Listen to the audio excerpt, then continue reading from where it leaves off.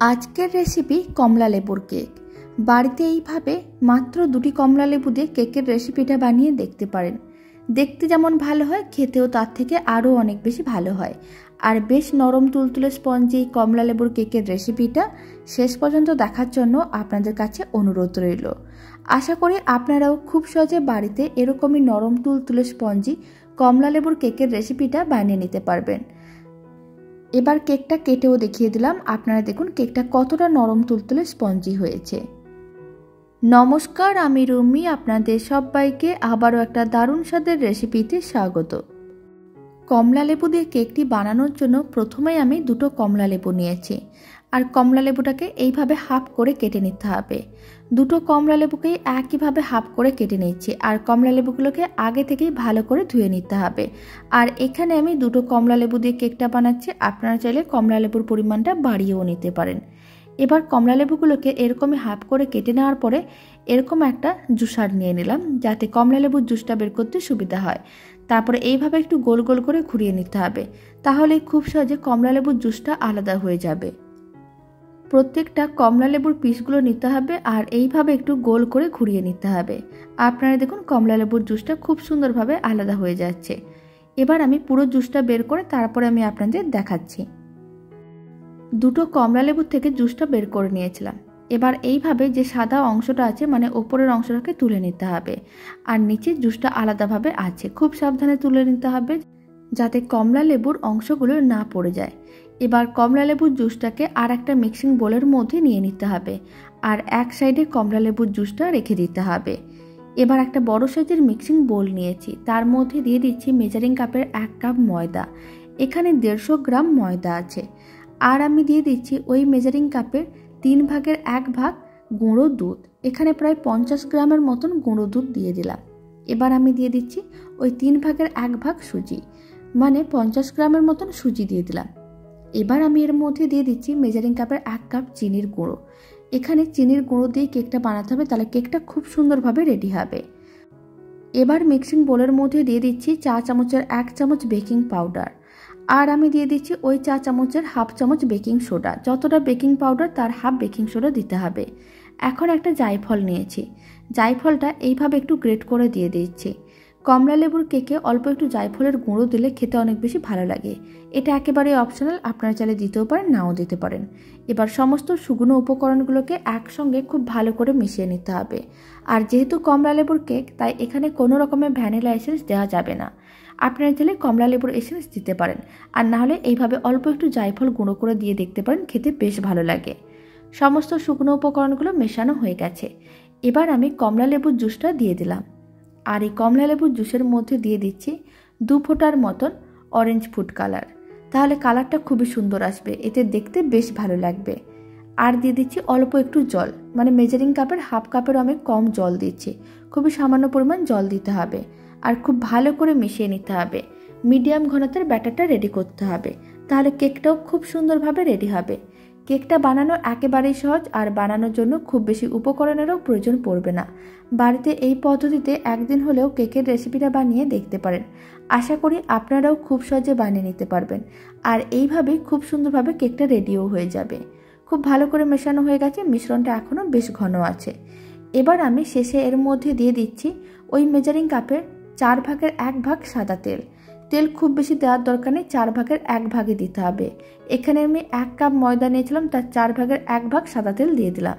আর খুব ভালো করে তেলটাও মিশিয়ে নিতে হবে। এতে কেকটা খুব সুন্দরভাবে রেডি হবে, আর কেকটা বেশি শুকনোও হবে না, আর নরম তুলতুলে স্পঞ্জি হবে। এবার এই কেকের মিশ্রণটাকে প্রায় 5 মিনিটের মতন খুব ভালো করে ফেটিয়ে নিতে হবে। প্রায় 5 মিনিট মিশ্রণটাকে খুব ভালো করে ফেটিয়ে নিয়েছিলাম। আপনারা দেখুন ব্যাটারটা আগে থেকে একটু ফুলে উঠেছে আর কালারটাও চেঞ্জ হয়ে গেছে, তার মানে বুঝে নিতে হবে কেক বানানোর জন্য ব্যাটারটা একেবারেই রেডি। এবার মিশ্রণটাকে এক সাইডে রেখে দিচ্ছি। আর কেকটি আমি স্টিলের পাত্রতেই বানাবো, তার জন্য এরকম একটা স্টিলের পাত্র নিয়েছি। এবার কিছুটা পরিমাণ সাদা তেল দিয়ে দিলাম, প্রায় চা চামচের হাফ চামচের মতন। এবার তেলটা খুব ভালো করে ব্রাশ করে নিতে হবে, যাতে কেকটা ডিমোল্ড করতে সুবিধা হয়। আপনারা যে কোনো ধরনের স্টিলের পাত্র নিয়ে করতে পারেন, কেকটা খুব সহজে রেডি হয়ে যাবে আর ডিমোল্ডও হয়ে যাবে। যখন খুব ভালো করে তেলটা ব্রাশ করা হয়ে যাবে, তখন কিছুটা পরিমাণ ময়দা নিতে হবে। আর ময়দাটা নেওয়ার পরে পাত্রটির ওপরে এইভাবে খুব ভালো করে ছড়িয়ে নিতে হবে। এতে কেকটা খুব সহজে ডিমোল্ড হয়ে যাবে আর পাত্রটির গায়ে আটকেও যাবে না। কোনো রকম বাটার পেপার ছাড়াই এইভাবে অল্প একটু তেল ও ময়দা ব্রাশ করেও কেকটা রেডি করা যায়। ময়দাটা খুব ভালো করে কোট করে নিয়েছিলাম। এবার আমি কেক বানানোর জন্য যে ব্যাটারটা রেডি করে নিয়েছিলাম সেই ব্যাটারটা পাত্রটির মধ্যে দিয়ে দিতে হবে।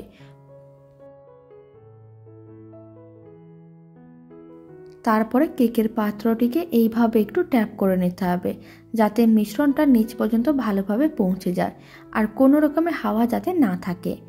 এবার কেকের ব্যাটারটির ওপরে আমি কয়েকটা কাজু বাদাম দিয়ে দিচ্ছি। এতে কেকটা দেখতে বেশ ভালো লাগবে। আপনারা আপনাদের পছন্দ মতন যে কোনো ড্রাই ফ্রুটস কেকটার ওপরে দিতে পারেন।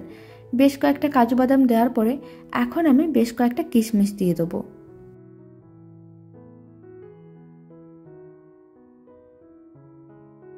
কাজু বাদাম ও কিশমিশগুলো খুব ভালো করে ছড়ানো হয়ে গেছে। কেকের পাত্রটি রেডি।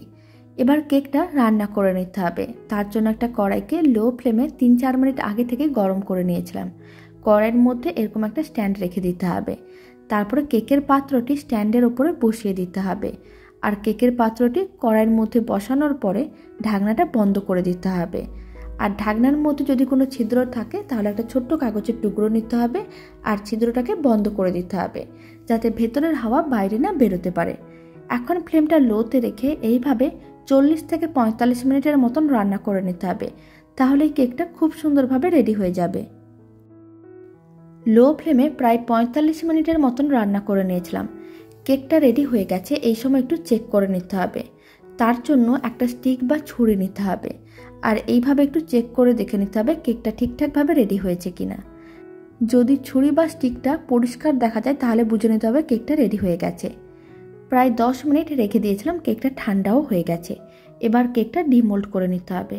তার জন্য একটা হাতা নিতে হবে আর হাতা বা ছুরি নিয়ে এইভাবে একটু গোল করে চারিদিকে ঘুরিয়ে নিতে হবে। তাহলে কেকটা খুব সহজেই ডিমোল্ড হয়ে যাবে। প্রথমে এইভাবে পাত্রটি থেকে আলাদা করে নিতে হবে আর একটা প্লেট নিতে হবে। প্লেটটাকে নিয়ে এইভাবে একটু উল্টে নিতে হবে। তাহলেই কেকটা খুব সহজেই ডিমোল্ড হয়ে যাবে। আপনারা দেখুন কেকটা খুব সুন্দরভাবে রেডি হয়েছে আর খেতেও ভীষণ ভালো হয়। বাড়িতে একদিন হলেও কেকের রেসিপিটা বানিয়ে দেখতে পারেন। আর বাড়িতে বানালে কমেন্ট বক্সে জানাতে একেবারেই ভুলবেন না খেয়ে কেমন লাগলো। এবার এই কেকটা কেটেও দেখিয়ে দিচ্ছি ভেতরটা কতটা নরম তুলতুলে আর স্পঞ্জি হয়েছে।